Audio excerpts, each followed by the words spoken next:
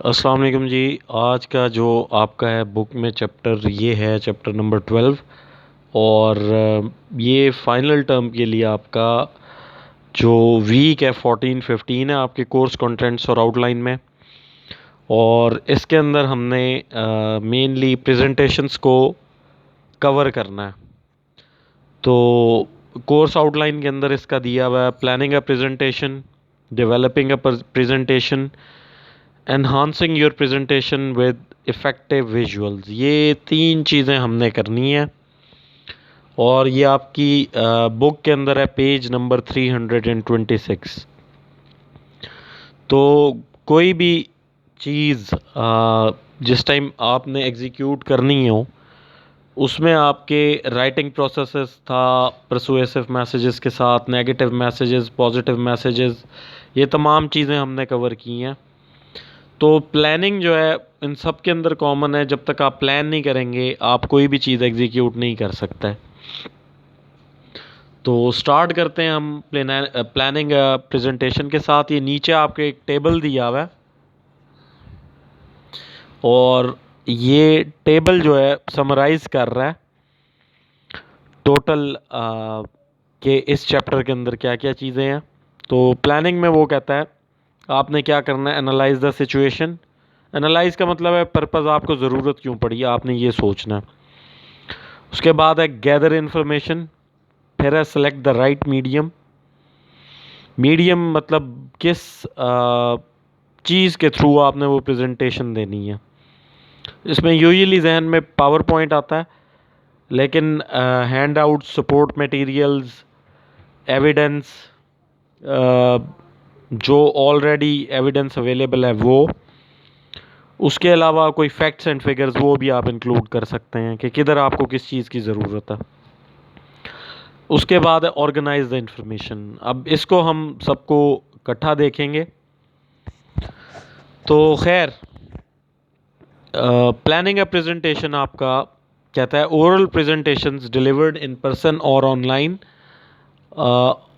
Offer important opportunities to put all your communication skills on display, including research, planning, writing, visual design, and interpersonal and non-verbal communication.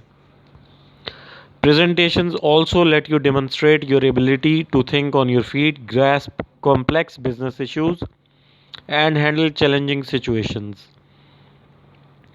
Next paragraph पे आ जाएं। Planning oral presentation is much like planning other business messages. इधर से अब ये हमारा तमहीद के बाद main theme start हो रहा है कि ज़रूरत क्यों पड़ती है प्रेजेंटेशंस की। क्योंकि इसमें आपने अपनी ऑर्गेनाइजेशन या स्टेक होल्डर से कोई ना कोई बात मनवानी होती है। यू एनालाइज द सिचुएशन, सबसे पहले आप एनालाइज करते हैं। गैदर इन्फॉर्मेशन, और गैदर इन्फॉर्मेशन के आगे अगर आप इसको चेंज करना चाहें, gather relevant information, gather relevant and accurate information, तो ये भी गलत नहीं होगा। सेलेक्ट द राइट मीडियम, अब आपने ये देखना है कि आपने उसे डिलीवर कैसे करना है। डिजिटल मार्केटिंग के थ्रू करना है, डिजिटल मेथडोलॉजीज़ यूज़ करनी है, या non digital traditional methodologies use करनी है। And organize the information. Gathering information for oral presentation is essentially the same as it is for written communication projects. The other three planning tasks have some special application when it comes to oral presentations. They are covered in the following sections. On the subject of planning, be aware that preparing a professional quality business presentations can take a considerable amount of time. ये आजकल usually हमारे जो हैं वो power point के ऊपर ही होते हैं माइक्रोसॉफ्ट ऑफिस के अंदर, लेकिन बहरहाल और तरीके भी यूज़ हो सकते हैं। लेकिन अगर आपकी ऑर्गेनाइजेशनल स्टेक होल्डर्स के साथ कोई भी प्रेजेंटेशन होगी तो वो यूजुअली पावर पॉइंट स्लाइड्स के ऊपर ही होगी।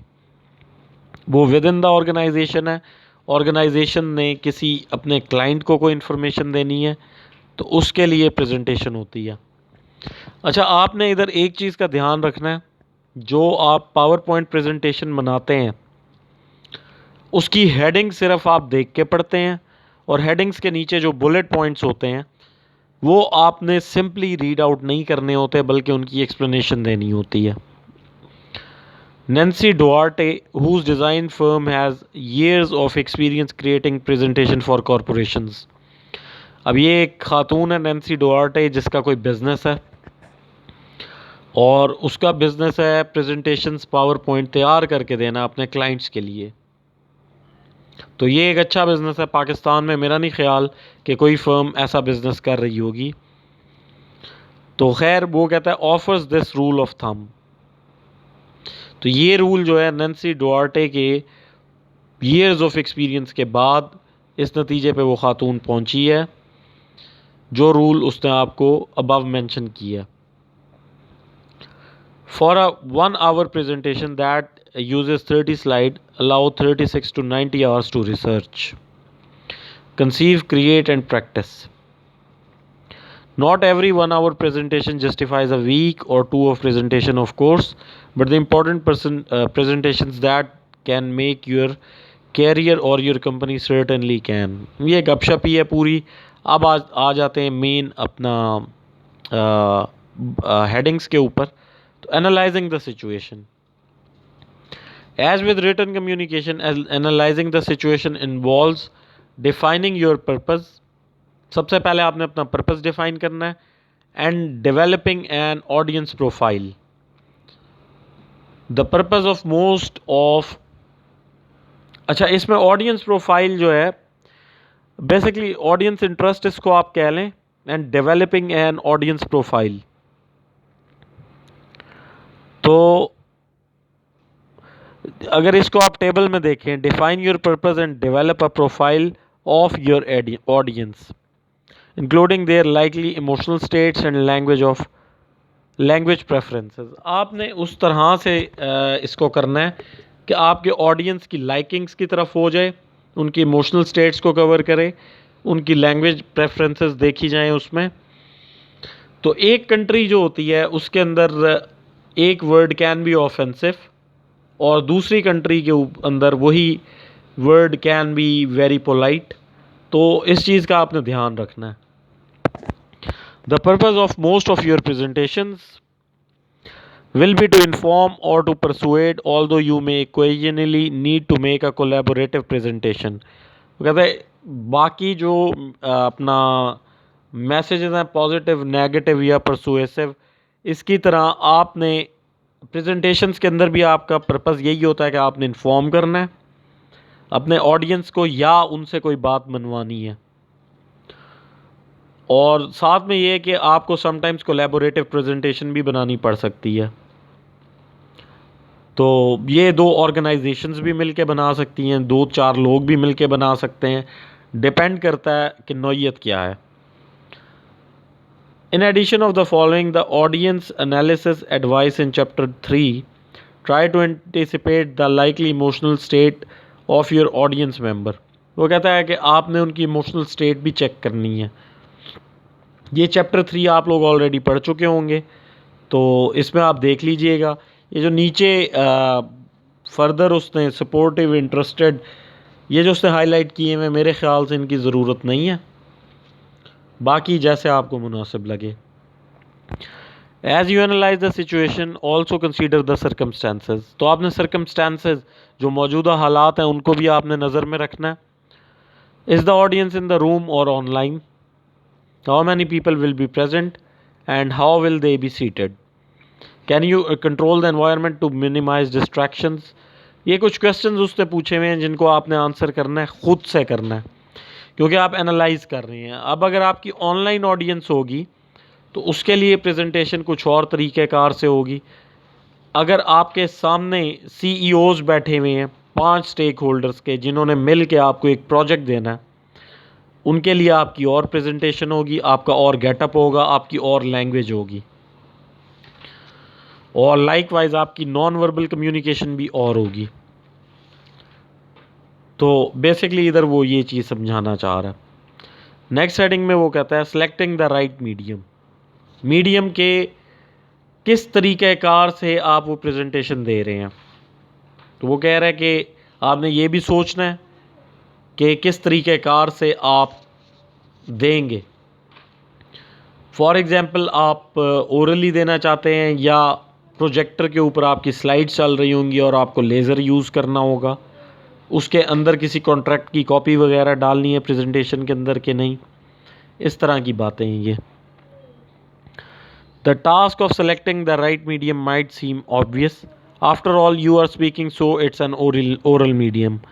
However, you have an array of choices these days, from live in-person presentation to webcasts, online presentation that people either view live or download later from your website, screencasts bracket में लिखा हुआ recording of activity on computer display with audio voiceover, or webinars, the use of Twitter as a back channel. See page 344 for real time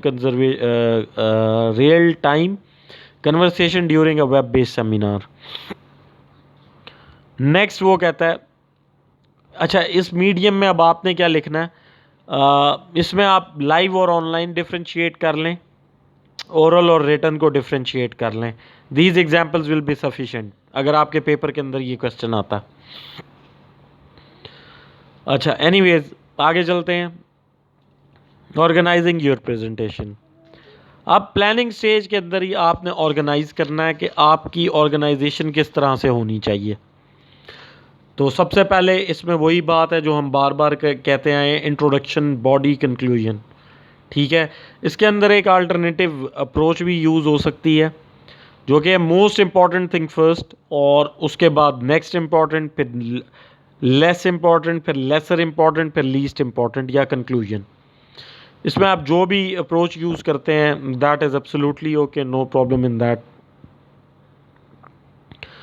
organising a presentation involves the same task as organizing a written message. यही बात हमने की है।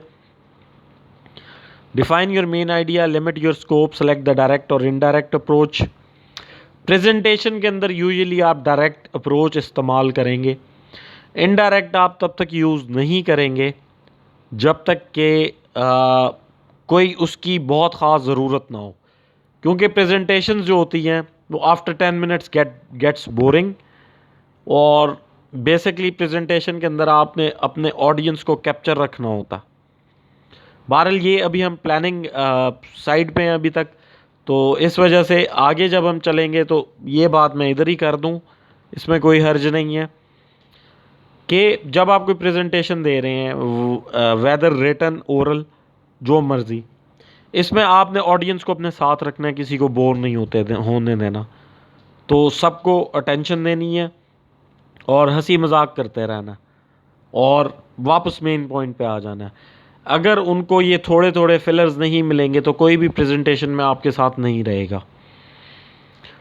अच्छा खैर, organising पे आ रहे हैं। Keep in mind that when people read written reports, they can skip back and forth if they are confused or don't need certain information. However, in an oral presentation, audience are more or less trapped in your time frame and sequence. For some presentations, you should plan to be flexible and respond to audience feedback, such as skipping over sections the audience doesn't need to hear and going into more detail in other sections. वगैरह इस तरह से कर लें कि अगर आपको लगता है कि ये ऑडियंस के लिए ज़रूरी नहीं है तो आप ठीक है उसका इंट्रोडक्शन रहने दें उधर, लेकिन इन दी एंड आपने क्या करना है कि मोर इम्पोर्टेंट्स के ऊपर आपने ज़्यादा फोकस करना है। नेक्स्ट वो कहता है जी defining your main idea. Main idea अगर आपका डिफाइन नहीं होगा तो प्रेजेंटेशन का पर्पस मीट नहीं होता। If you have ever heard a speaker struggle to get his or her main point across, you know how frustrating such an experience can be for an audience. To avoid that struggle, figure out the one key message. वो कहता है आपने अक्सर शायद ऐसे messages पढ़े या presentations देखी हों जिसमें प्रेजेंटर जो हैं वो बैक एंड फोर्थ आगे पीछे जंप करते रहते हैं, मेन पॉइंट नहीं दे सकते। तो आपका मेन पॉइंट, मेन आइडिया जो है वो हाईलाइटेड होना चाहिए, सबको पता होना चाहिए कि आपका एजेंडा क्या है। Then compose a one sentence summary that links your subject and purpose to your audience frames of reference. Here are some examples. ये एग्जांपल्स देख लीजिएगा। Each of these statements put a particular slant on the subject, one that directly relates to the audience interest. इसको भी आप पढ़ लीजिएगा, इसमें कोई चीज़ मुश्किल नहीं है। अच्छा, नेक्स्ट है limiting your scope. Limiting your scope का मतलब है कि आपने टू द पॉइंट रहना है। प्रेजेंटेशन का जो पर्पज़ है, आपने ख़ुद को उधर तक रिस्ट्रिक्ट करना है। अगर आप ख़ुद को उधर तक रिस्ट्रिक्ट करते हैं तो that's totally fine, no problem at all. तो स्पेसिफिक रहें, वो ये कहना चाहता है। Limiting your scope is important with any message, but it's particularly vital with presentations for two reasons. First, for most presentation you must work within strict time limits. पहली उसकी reason वो देता है कि आपके ऑडियंस लाइव होते हैं, either in front of you or on camera. Second, the longer you speak, the more difficult it is to hold the audience attention. ये बात मैं पहले कर चुका हूँ, तो ये इतना काफ़ी है। इसको आप अपने वर्डिंग्स में लिख लें, कोई इशू नहीं है। तो इसको आप स्लैश डाल के स्पेसिफिक भी, रिमेन स्पेसिफिक की हेडिंग भी दे सकते हैं। नेक्स्ट है choosing your approach. With a well defined main idea to guide you and a clear idea about the scope of your presentation, you can begin to arrange your message. With a well defined main idea to guide you, वो कहता है आप अपने लिए एक main idea बना लें ताकि आपको वो गाइड करता रहे, बार बार रिमाइंडर देता रहे, काइंड ऑफ कि आपने करना क्या है, कर क्या रहे हैं। And clear idea about the scope of your presentation, और आपकी प्रेजेंटेशन का स्कोप क्या है ये आपको क्लियर रहे। You can begin to arrange your message. If you have 10 minutes or less, organize your presentation much as you would a letter or other brief message. Use the direct approach. तो इसमें वो आपको कह रहा है कि direct और indirect approach में चलें। अगर टाइम कम है, डायरेक्ट अप्रोच की तरफ जाएं, टाइम ज़्यादा है, इनडायरेक्ट अप्रोच की तरफ जाएं। लेकिन इधर मैं आपको ये रेकमेंड करूँगा कि प्रेजेंटेशन को आप डायरेक्ट अप्रोच में ही रखें, इनडायरेक्ट की तरफ आपको ले जाने की ख़ास ज़रूरत नहीं है।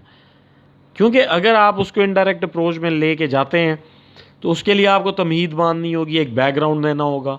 ठीक है, रिक्वायर्ड बैकग्राउंड ज़रूरी है, लेकिन अगर आप ज़रूरत से ज़्यादा बैकग्राउंड और एक्स्ट्रा डिटेल्स के अंदर, एक्स्ट्रा एविडेंस के अंदर जाते हैं तो वो आपकी ऑडियंस के लिए बोरिंग होगा। तो प्लानिंग के अंदर चूजिंग योर अप्रोच को अगर आप मेनली यही करें कि direct approach should be used, that will be fine. Next ही वो आपको कहता है प्रिपेयरिंग योर आउटलाइन। तो जिस तरह किसी भी बुक से पहले उसकी कोर्स आउटलाइन दी हुई होती है या सब्जेक्ट टॉपिक्स दिए हुए होते हैं, ये उस तरह की बात है। आप अपनी एक आउटलाइन प्रिपेयर करें। जैसे मैट्रिक इंटर में आपने पढ़ा था, एसे लिखने से पहले एक आउटलाइन डिक्लेयर होती है, ऐसे लिखने से पहले एक पेज के ऊपर आउटलाइन लिखी जाती है, ये वही चीज़ है। तो इसको आप चैप्टर 1, उसके अंदर जो सब पॉइंट्स आ जाएंगे उसको आप 1.1, 1.2, 1.3 कर सकते हैं। चैप्टर 1 मेन कर सकते हैं, 1A, 1B, 1C नेक्स्ट कर सकते हैं, रोमन लेटर्स इस्तेमाल कर सकते हैं। तो ये आउटलाइनिंग हो जाएगी और उसके ऊपर डेट्स वगैरह आ जाएंगी, ऑर्गेनाइजेशन का नेम आ जाएगा, पर्पज़ आ जाएगा या सब्जेक्ट आ जाएगा। अगर आप लोगों में से कुछ ये ड्रॉ भी कर लेंगे तो बहुत अच्छी बात हो जाएगी, तो उसको आप देख लीजिएगा। आपको ये क्वेश्चन एग्जामिनेशन के अंदर यूँ भी आ सकता है, draw an outline of any presentation. तो उसमें आप याद रखिएगा कि फॉर एग्ज़ाम्पल आप लिख सकते हैं डेट दिस, जिसमें लिखा हुआ है प्रोग्रेस अपडेट पेज नंबर 329 के एक्सट्रैक्ट में लास्ट में एंड पे। इसको आप कह सकते हैं report on sales, report on purchase, report on new admissions in रिफा ईयर 2020, डेट दिस। ऑडियंस भी इसमें मेंशन कर सकते हैं। तो ये एक अच्छा क्वेश्चन बन जाएगा अगर आ जाता है कि draw an outline of any presentation. ये आपको एग्ज़ाम टिप्स हैं, इसमें आप ज़रूर इस पर गौर कीजिएगा। तो ये अगर ऐसा क्वेश्चन आ जाता है, सिंपली आप एक पेज ड्रॉ करेंगे और उसके बाद 1 लिख देंगे इंट्रोडक्शन, 1A लिख देंगे, जो भी है आपके जहन में, बी लिख देंगे, सी लिख देंगे, आगे एक्सप्लेनेशन कर देंगे, मतलब कुछ भी आप बना लें, तो ये एक अच्छा क्वेश्चन हो सकता है। A presentation outline helps you organize your message and it serves as a foundation for delivering your speech. Audience को भी पता होगा क्या आने वाला है, आपको भी याद रहेगा क्या आने वाला है, और आगे उसकी फर्दर एक्सप्लेनेशन होगी। तो आउटलाइन आप प्रिपेयर कर लें, ये अच्छा इसने मतलब दिया हुआ। नेक्स्ट, इधर ये आपकी प्लानिंग फेज़ ख़त्म हो गई है, और प्लानिंग के बाद आपका जो अगला फेज़ आ रहा है वो है developing a presentation. Although you usually don't write out a presentation word for word, ये बात मैं पहले कर चुका हूँ कि आपने बहुत ज़्यादा अपना लिखना नहीं होता, हेडिंग्स मेन होती हैं जो आपने बोलनी होती, नीचे एक्सप्लेनेशन आपने खुद देनी होती है।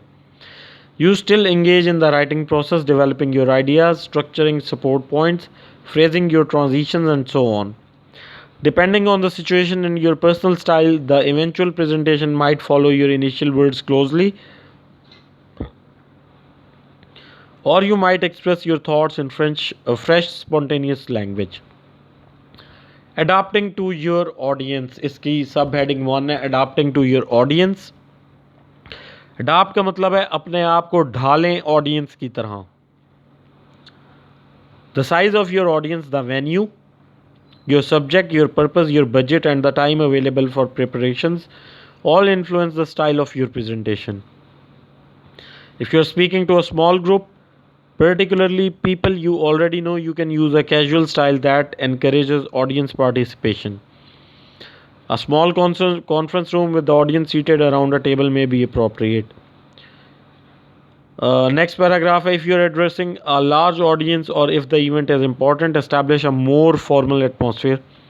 During formal presentations, speakers are often on a stage or platform standing behind a lectern and using a microphone so that their remarks can be heard throughout the room or captured for broadcasting or webcasting.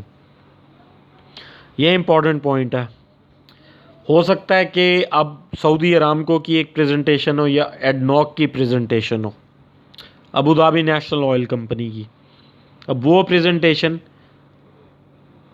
किसी project के लिए, project है अरबों रुपए का, जिधर पैसा involve हो जाता है उधर वो स्टेक होल्डर्स आए हुए हैं जिनका समहाउ सबका पैसे के अंदर इंटरेस्ट है। ऐसी सूरत के अंदर आपने फॉर एग्जांपल पीसी लाहौर के अंदर एक बड़ा जाइंट हॉल बुक किया, उसके साथ आप ये नहीं करेंगे कि जी एक माइक लगाएं, बल्कि आप सबको हेडफोन्स देंगे जो कि ब्लूटूथ होंगे या जो इंफ्रारेड हेडफोन्स होंगे, और आपके जो हेडफोन होंगे उसके साथ माइक भी होगा ताकि जब आप बोल रहे हैं सबको सुनाई दे। उसके साथ आप उनको पेपर पेंसिल भी देंगे। तो वो कह रहे हैं आपने अडॉप्ट करना है, जिधर पैसा इन्वॉल्व हो जाता है उधर सब स्टेक होल्डर्स का इंटरेस्ट आ जाता है, तब आपको उसी तरीके से प्रेजेंटेशन देनी होगी जो कि उस एटमॉस्फेयर को सूट कर रही है। नेक्स्ट वो कहता है, नेक्स्ट पॉइंट आपका है डेवलपिंग में कंपोजिंग योर प्रेजेंटेशन। कंपोज का मतलब है बनाना, कि आप अंदर लिख क्या रहे हैं। कंपोजिंग में वो कहता है like written documents, oral presentations are compose of distinct elements, the introduction, the body and the closure. अच्छा, नेक्स्ट वो सब हेडिंग कहते हैं प्रेजेंटेशन इंट्रोडक्शन। इसमें आपने इंट्रोडक्शन देना है जो ऑडियंस के इंटरेस्ट का होगा, क्योंकि बहरहाल जो मर्जी है प्रेजेंटेशन हो, ऑडियंस का इंटरेस्ट आप लूज़ नहीं कर सकते। आगे उसने एक सब हेडिंग दी हुई है गेटिंग योर ऑडियंस अटेंशन। तो ऑडियंस की जो अटेंशन है वो कभी भी आप गेन नहीं कर सकते जब तक आप उनके मतलब की बात नहीं करते। तो जो एजेंडा ऑफ द प्रेजेंटेशन है उसमें आपने उनके मतलब की बात करनी है। अगर तो उनके मतलब की बात हो रही है तो आप कैप्चर कर लेंगे, आपने ज़रा सा डाइग्रेस किया या डिस्ट्रैक्ट किया तो आप लूज़ कर देंगे। उसमें वो फर्दर बुलेट्स आपको बता रहा है, unite the audience around a common goal. सब ये मतलब अच्छी टिप्स है, ये अच्छा एग्जाम क्वेश्चन भी हो सकता है, गेटिंग योर ऑडियंस अटेंशन वाला। Tell a compelling story, example देने के लिए स्टोरी बना लें, स्टोरी हर कोई बड़े गौर से सुनता है। पास अराउंड एन एग्जाम्पल और otherwise appeal to listener senses. तो कहते हैं लिसनर की सेंसेस जिस बात को माने, जो वो अपील करे लिसनर, उसके गोल गोल घूमे। आस्क अ क्वेश्चन, इसको बोलते हैं hook, HOOK। Ask a question that will get your audience thinking about your message. आप फॉर एग्जाम्पल ऑडियंस से कहते हैं आपको $1 बिलियन की सेल्स चाहिए। डेफिनेटली उधर पैसा सबका कॉमन इंटरेस्ट है, तो उधर वो डेफिनेटली कहेंगे हाँ, वे किसको नहीं चाहिए, सब हंस पड़ेंगे। तो ये इस तरह से ऑडियंस अटेंशन कैप्चर होगी। शेयरिंग एंड इंट्रीगिंग, अनएक्सपेक्टेड और शॉकिंग डिटेल्स। इंट्रीगिंग का मतलब है सोचने पे मजबूर करने वाला, अनएक्सपेक्टेड है जो कोई मानने के लिए तैयार ना हो या जो शॉक दे उनको, इस तरह की कोई डिटेल आप तैयार कर सकते हैं। Open with an amusing observation about yourself, अपना ही खुद मजाक उड़वाना शुरू कर दें, ये भी बड़ी कॉमन टेक्निक है। जैसे कि एजुकेशन सेक्टर के अंदर कंट्री हेड्स जब किसी इंस्टीट्यूट में जाते हैं मार्केटिंग करने के लिए, तो वो अक्सर ये बात कहते हैं जी मैं तो निकम्मा था लेकिन आप लोग सब काबिल हैं, लेकिन अल्हम्दुलिल्लाह मैं इस जगह पे पहुंच गया। नेक्स्ट है वो कहता है बिल्डिंग योर क्रेडिबिलिटी। क्रेडिबिलिटी का मतलब है आप अपनी वर्थ क्रिएट करें, आप अपनी थोड़ा सा बैकग्राउंड शेयर कर सकते हैं, आप अपनी प्रोफाइल शेयर कर सकते हैं, आप अपनी कंपनी की प्रोफाइल शेयर कर सकते हैं कि मेरे ये क्लाइंट्स थे, मैंने ये किया, हमने टुगेदर ये किया, इतने बड़े प्रोजेक्ट्स किए। फॉर एग्ज़ाम्पल मैंने कुवैत एयरपोर्ट के ऊपर फेंसिंग का प्रोजेक्ट विन किया था एक इंडियन कंपनी से। वो फेंसिंग कर रहे थे और मेरा पैकेजिंग मटेरियल यूज़ हुआ था 1-1.5 साल के लिए, जब उनका मटेरियल कुवैत सिटी एयरपोर्ट बनाने के लिए जा रहा था। तो अब मैं ये बात अक्सर कोट करता हूँ और अल्हम्दुलिल्लाह ये ट्रुथ है, इसमें कोई एम्बिगुअस बात नहीं है। तो अब जब मैं नेक्स्ट क्लाइंट्स के पास जाता था, वो मुझे कहते थे आप अपने क्लाइंट्स बताएं। तो basically meeting for sales is also a presentation. तो मैं उनको कहता था कि जी अरावली फेंस मेरा क्लाइंट है, उनको कोई एयरपोर्ट का प्रोजेक्ट मिला है और उनके मटेरियल को, उनका कॉन्ट्रैक्ट पैकेजिंग के लिए मेरी कंपनी को मिला है, जो कि मैंने विन किया। तो ये है building your credibility. Audiences tend to decide within a few minutes whether you are worth listening to. So establishing your credibility quickly is vital, important. If you are not a well-known expert or haven't already earned your audience's trust in other situation, you will need to basically ये बात हम कर चुके हैं, आपने अपनी presentation के अंदर अपनी क्रेडिबिलिटी बनानी है। ठीक हो गया जी। Reviewing your messages. In addition to getting the audience attention and establishing your credibility, a good introduction gives your audience a preview of what's ahead. Basically आप बता रहे हैं ऑडियंस को कि आगे क्या आ रहा है।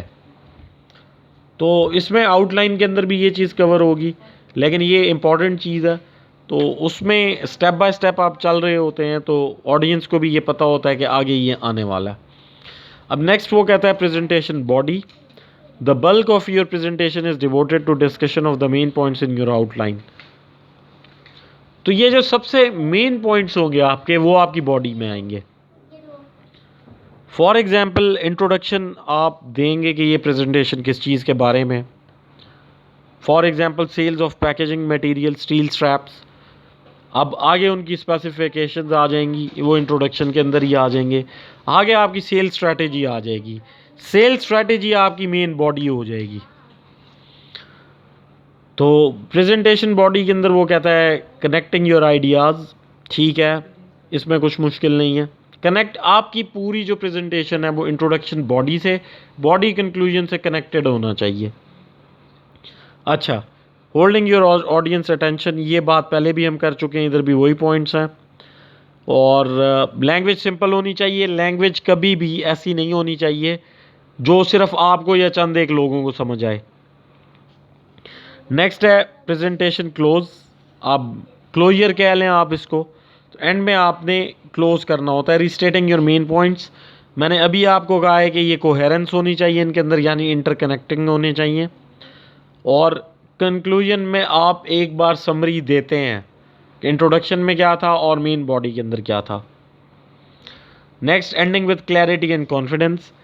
अब फॉर एग्जांपल आपकी सेल स्ट्रेटेजी के ऊपर प्रेजेंटेशन थी, इंट्रोडक्शन आपने दे दिया, बॉडी आपने बना ली, अब आपने कंक्लूजन देना है। कंक्लूजन के अंदर बॉडी के अंदर आपने सेल स्ट्रेटेजी मेंशन कर दी है। कंक्लूजन के अंदर एक तो आप रीस्टेट करेंगे इस तरीके से कि लफ्ज़ रेपिटेटिव नहीं होंगे, इंट्रोडक्शन और बॉडी उसके अंदर मेंशन हो जाएगी। और कंक्लूजन आप इस तरह से देंगे कि जी इससे हमें मार्केट शेयर 75% हम मज़ीद कैप्चर करेंगे, सेल्स हमारी 1 मिलियन यूएस डॉलर से 10 मिलियन यूएस डॉलर्स पे चली जाएंगी। उसके लिए आप साथ ग्राफ्स वगैरह और बाकी विजुअलाइजेशंस का भी इस्तेमाल कर सकते हैं। बहरहाल पिछली जूम मीटिंग में कुछ बच्चे मेंशन कर रहे थे कि मैं बोर्ड का यूज़ क्यों नहीं करता। अगर मैं बोर्ड का यूज़ करूं तो बोर्ड के ऊपर भी मैंने यही बातें जो आपकी बुक में लिखी हुई हैं, ये हेडिंग्स लिखनी होंगी, इनकी सब हेडिंग्स लिखनी होंगी, उनको एक्सप्लेन करना होगा। तो इधर हमारे पास सिंपल अप्रोच है। ये लेक्चर्स आपको यूट्यूब पे और एलएमएस के ऊपर मिल जाते हैं। बुक्स आप लोगों के भी पास हैं, मेरे भी पास हैं, लेक्चर्स आप बार बार सुन सकते हैं। क्लास में आपको ये एडवांटेज हासिल नहीं होता, तो इस वजह से मैं बोर्ड वगैरह यूज़ नहीं करता, क्योंकि हम बुक का कंटेंट ही एलेबोरेट और एक्सप्लेन करते हैं। तो मेरा ख्याल है कि आज के लिए आपके लिए इतना ही काफ़ी है। तो नेक्स्ट जो है इंशाल्लाह इस चैप्टर को हम कंप्लीट करेंगे, और तब तक के लिए अल्लाह हाफ़िज़।